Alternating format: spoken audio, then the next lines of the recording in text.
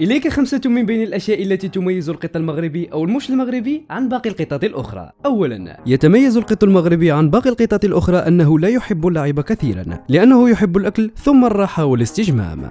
ثانياً، القط المغربي يتميز بفهمه للدارجة المغربية بحيث يستطيع أن يتجاوب مع من يتحدث معها.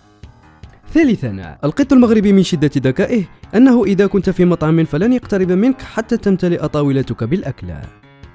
رابعاً، القط المغربي أغلب أكله يكون من القمامة، ويكون لديه قائمة من الأكلات، فالقمامة ستوفر له الخضروات والسمك والدجاج واللحم أيضاً. خامساً وأخيراً، القط المغربي يتميز بالصبر، فهو كائن إذا قمت بتربيته تجده يقف معك في السراء والضراء وبدون مقابل سوى محبتك له. لا زالت العديد من المميزات التي تميز القط المغربي عن باقي القطط الأخرى، وكانت هذه خمسة فقط من بين هذه المميزات. أخبروني عن الحيوان القادم الذي تريدون أن يكون في سلسلة الحيوانات، ولتتوصل بكل جديد لا تنسى متابعتي في حسابي على الانستغرام علي الحسيني، والاشتراك في قناتي على اليوتيوب. رابط القناة ستجده في بروفايلي على الانستغرام، ولا تنسى الإعجاب بصفحتي على الفيسبوك علي الحسيني. دمتم في أمان الله وحفظه.